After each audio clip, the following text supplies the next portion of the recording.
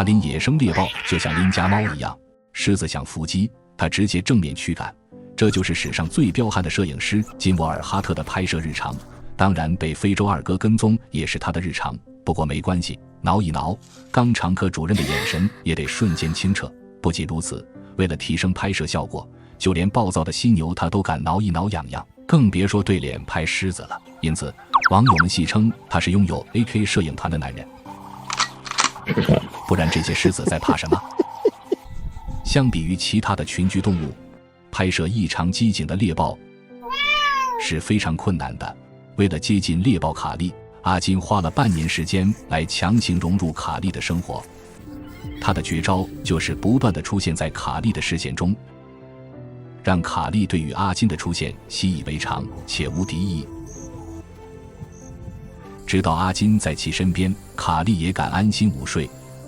猎豹的最高时速可达100多公里，它们可以猎捕比自己重很多的公黑斑羚。不久后，卡利生下了5只幼崽。阿金兴奋得像个父亲，他突然有个大胆的想法，他想近距离给这些可爱的小猎豹拍特写，但有了幼崽的卡利是非常危险的。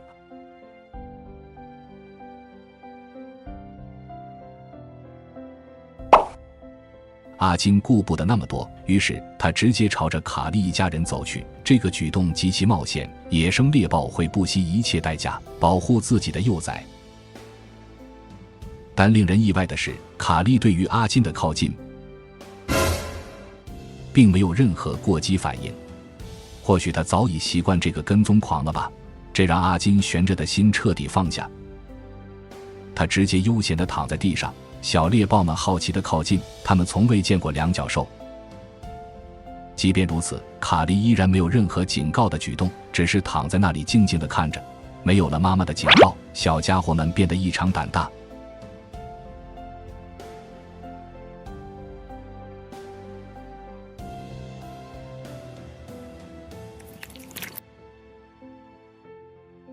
小公豹苏洛甚至直接爬到阿金的身上，这文文的秀秀知道阿金和他互动，他才有了一点警惕。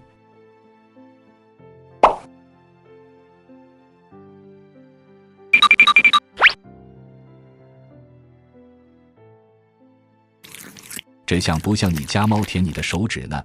手指不得劲，脚趾味更香。阿金觉得这一切都太神奇了，完全违背了自然规律。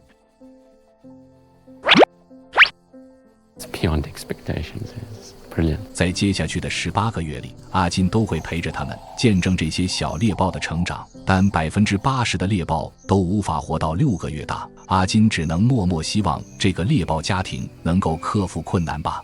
对于如何融入到卡利的生活里，阿金还总结了一些方法。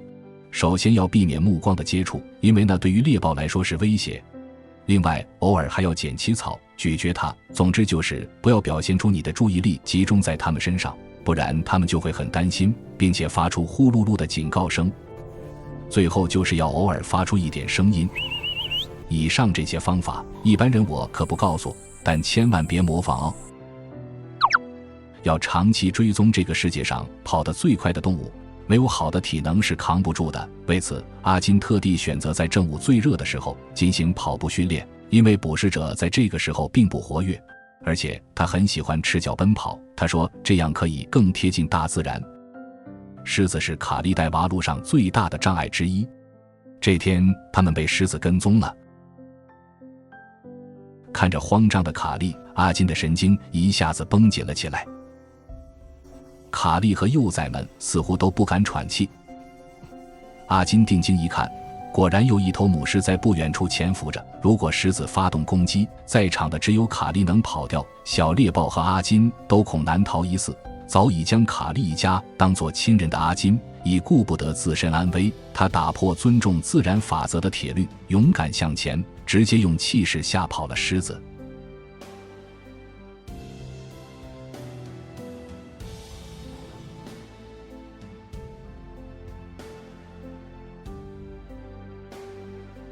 小猎豹们被吓得纷纷上树，但阴险的狮子一旦发现待宰的猎豹，是绝对不会善罢甘休的。果然母狮没有放弃，而且还带了一个同伴。此时的阿金也有些手足无措了，可卡利知道再这样下去，自己的幼崽全部都活不过今天，不能再坐以待毙了，必须主动出击。Oh, it looks like the mother's going to stalk the lion. Oh, she is. I'm going to go with her. 当幼崽们寻找藏身之处时，阿金和卡利联手驱赶2头狮子。没想到2头狮子真被他俩的虚张声势吓跑了。狮子怎么也没想到，今天居然被2只老六吓到了。但凡2头狮子都自信点，今天的晚餐一个都跑不了。确定安全后，卡利呼唤着幼崽们，一家人再次团聚。此刻，阿金和卡利不仅仅是朋友，而是历经生死的战友。5只小猎豹惊险通过第1关，可世事难料。第2天，卡利站在高处，似乎在寻找着什么。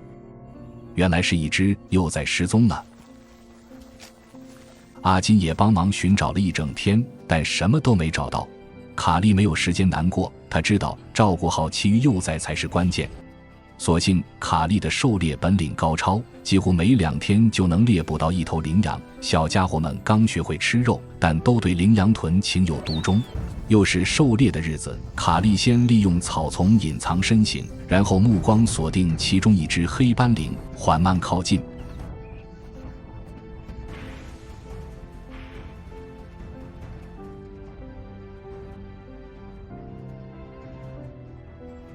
猎豹是为速度而生的，到达时速100公里只需要3秒。所以不像其他大型猫科动物，它们没有锋利的爪子来打倒猎物，因此与比自己重的黑斑羚搏斗可能需要更多的时间，这也导致它们经常被猎狗或者狮子抢食，故而有打工豹之称。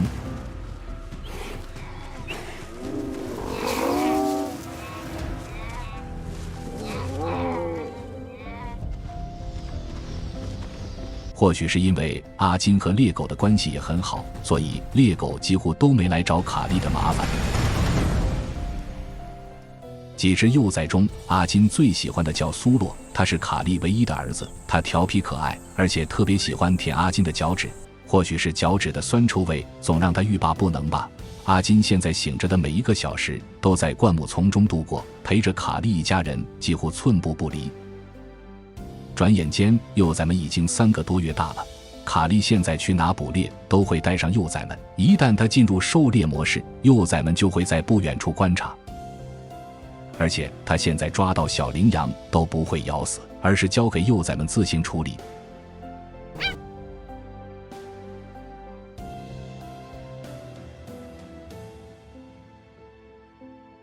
正常来说，猎豹的本能是锁喉，可小猎豹根本没有这种意识，卡利也不干涉，任由幼崽们自由发挥。小猎豹真是看哪可爱咬哪里，要么咬耳朵，要么咬屁股，费了1个小时才彻底让小羚羊咽气。现在每只幼崽一天要吃掉1斤多的肉，因此卡利的狩猎频率也多了不少。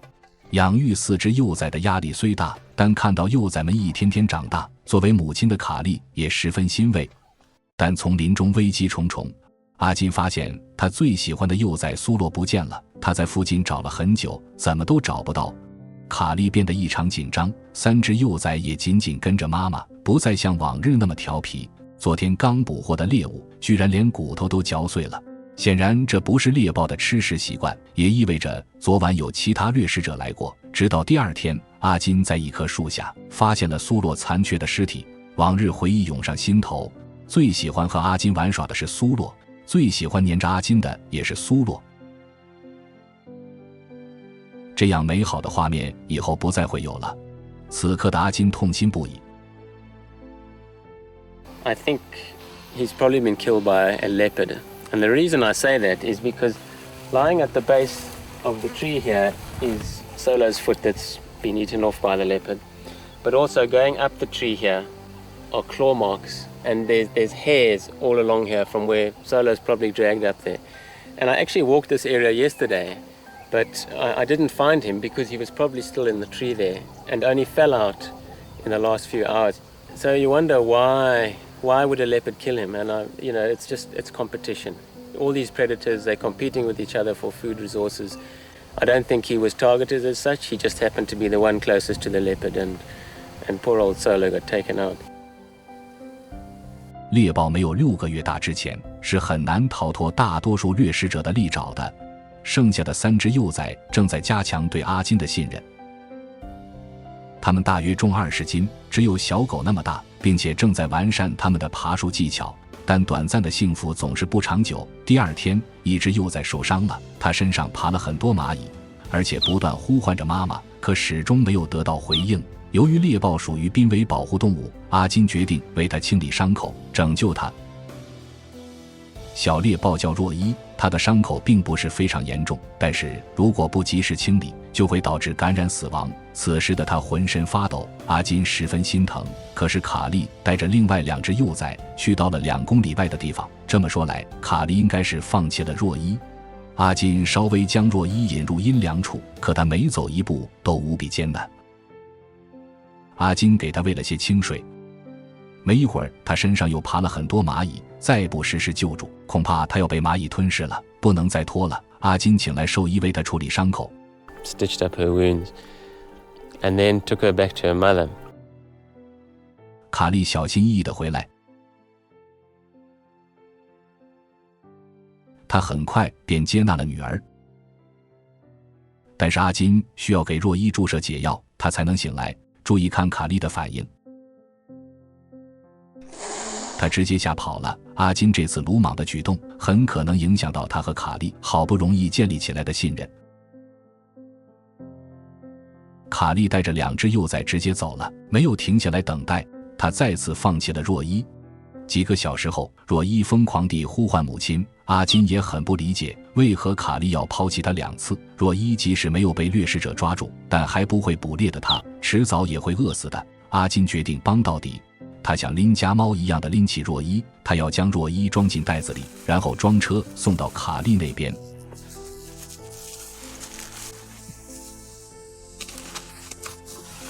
若伊挣扎得很厉害，阿金被利爪抓得很疼，他都准备放弃了。可若伊到袋子里后，突然就安静了下来。开了2公里，但卡利会再次接受若伊吗？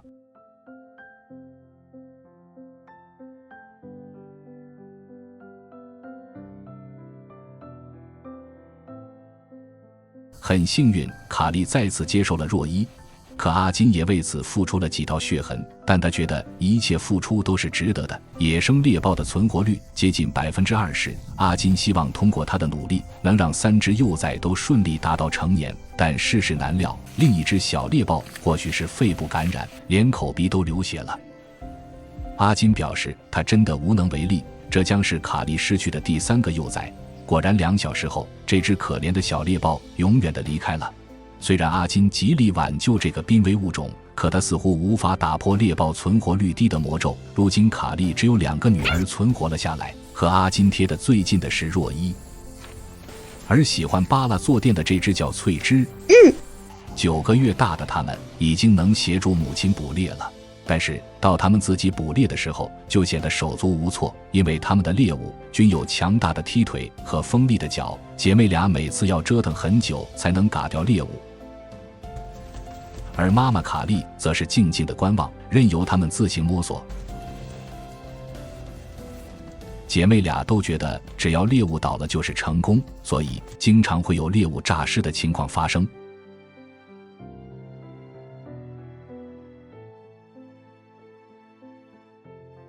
这对于猎物来说是比较痛苦的，因为猎物几乎都是被折腾到流血过多而亡。第2天，阿金失去了卡利的位置信号，他很担心3只猎豹的安全，最后在护林员的帮助下才找到他们。离得这么近也找不到信号，看来是定位器失灵了。其他先不管，睡个午觉再说。他要给若伊戴上项圈，这应该是人类第一次给没有打麻药的野生猎豹戴项圈。若伊会反抗吗？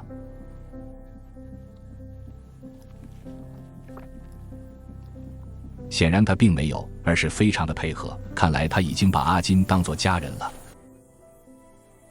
不久后，卡利开始在领地附近留下爱的提醒，这一举动也预示着离2只幼崽离开妈妈的日子也不远了。面对阿金的鬼鬼祟祟，卡利表示很无语。两姐妹必须得抓紧提高狩猎技巧了，否则真的得饿死了。从体型上看，她俩确实和妈妈一般大了，是该独立生活了。她们离开妈妈后会相伴一段时间，直到开启生育的阶段才会分开。这天，卡利猎捕到一只羚羊，她不断呼唤孩子们来吃饭，可是无论怎么呼唤都没有得到回应。阿金和卡利也担心2只幼崽是不是出什么事了，经过四处搜寻才发现姐妹俩正在狩猎一只羚羊。阿金在后面追拍着，场面十分滑稽。两姐妹不负所望，终于完全学会了狩猎。